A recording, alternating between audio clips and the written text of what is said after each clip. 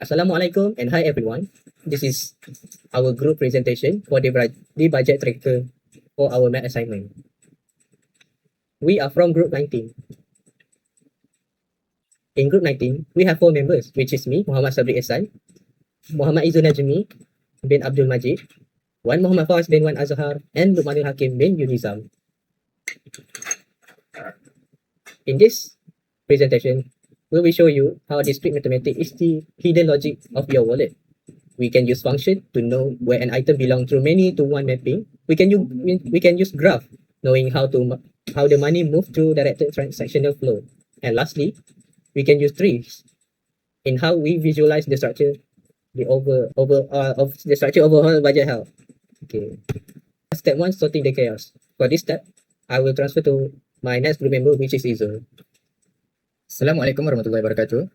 My name is Izul, and now I will start the presentation about function. Step 1, sorting the chaos. The function module is fx. So first, in the function, we have two sets, which means sets 1, or in this side, we show sets x domain, and sets y is codomain. As you can see, the the domain, we just put the raw item like milk, bread, gas, Netflix, and cinema. And the second one, we put the category. The codomain, we put the category such as groceries, transport, and entertainment. So in our group, we use function to show the many to one.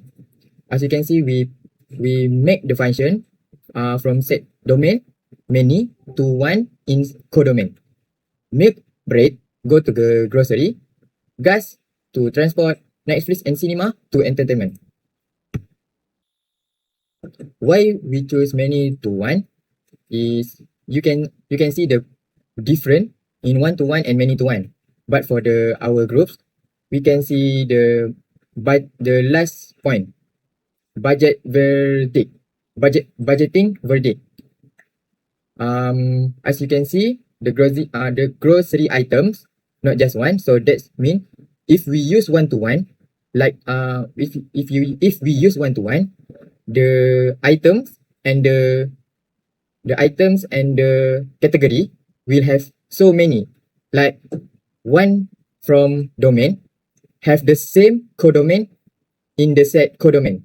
So we use many to one, so the many item that the same from the domain can connect or be function to the domain with just one thing that's connect with the two or more domain or item. So it will be like this. As you can see, domain have many item. They have the same theme to the codomain. So it's the same thing, so make it one. So that's why the function will be many to one. Okay. This one for the function fx. This is like all the progress, like raw item we categorize to grocery, which means domain. This is in real life. Next, when we buy it, our budget we deduct. This is for the reverse, fx -1 or invert. So this is the same thing, just from the domain and from the bank, we return the item. So our credit will be plus, no deduction. Now I will pass the present to my next member. Moving on to step 2, that is following the flow. Now that we have sorted our items, we need to see how the money actually moves. For this, we use the graph theory module to map the flow of our transactions. In our graph, we have two main parts. First are the vertices, and second is nodes. These are just locations where our money stays, like our bank account or the supermarket. Then we have these edges. We have the edges, which are the path representing the actual transactions moving between those locations. We specifically use a directed graph because money is basically a one-way street. When you pay the supermarket, the money flows to them. They don't pay you back at the same time. So these arrows show the purposeful directions of our spending.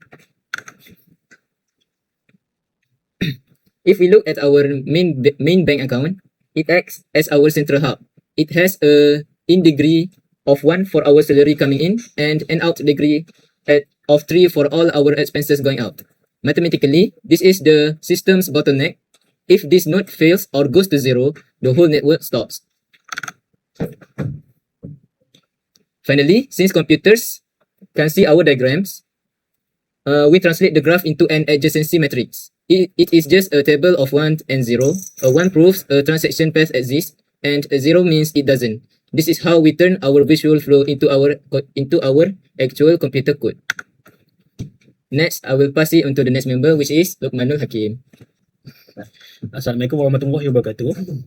Now that we have sorted our transaction using function and tracked their flow using directed graph, we are going to move to step 3, that is the tree module. Okay, when you think about budget, your money starts as a single broad origin. Okay, now that we have sorted our transaction and using function and tracked the flow using the directed graph, we are now moving to step 3, that is the tree module. Okay, when you think about a budget, your money starts as a single broad origin point, like your total salary, and flow downward into increasingly specific categories. In computer science and discrete mathematics, this hierarchy structure form a mathematical tree. As you can see on the slide, a tree must follow a strict structural property that's defined by this formula, that is T equal VE, where E equal V. The T stands for the tree itself, while the V represent the vertical, that is our node, which is our budget, which in our budget and categories. The E represent the edges, with the link or pathway connecting these categories. And the vertical bar means the cardinality or the local count of E. So E is the number of edges and V is the number of vertical. This equation indicates the number of connections must always exactly 1 less than the number of categories. If you have 5 budget categories, you must exactly have 4 connection lines. If this rule is broken, the structure is no longer a tree.